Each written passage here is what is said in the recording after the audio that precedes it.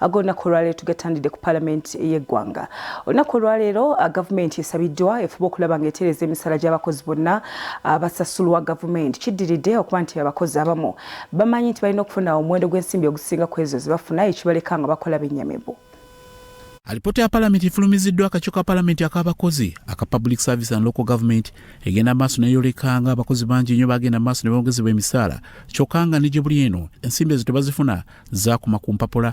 Much as these people are supposed to get these amounts which are increased on paper, the releases by ministry, by government, do not match the salary increments.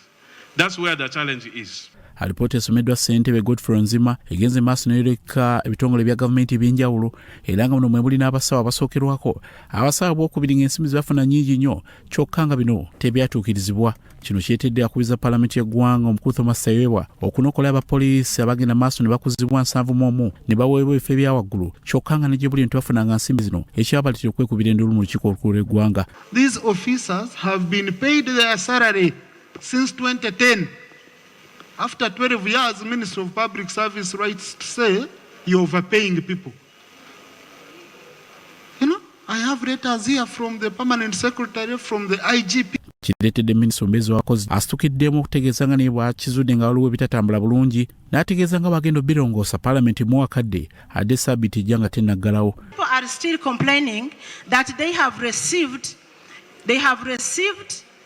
on paper the salary enhancement, but they have not received it in the pocket. I think this answer should be answered. It should be given by Ministry of Finance. If we don't get remittances from Ministry of Finance, we really cannot implement. On 1st of July, we enhanced all salaries for scientists across board, including the nurses. They are also in that category.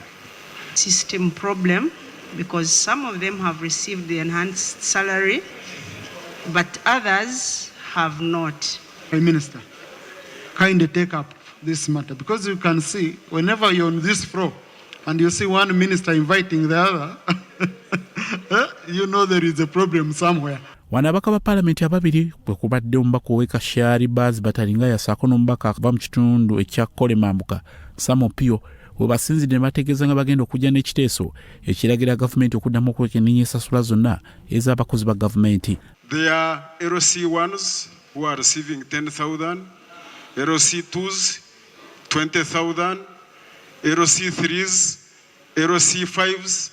All these, they need their emoluments looked into.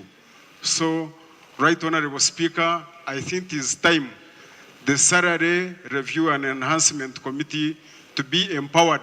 The issues have not been addressed. The discrepancies still exist. It is not an issue of budgeting issue.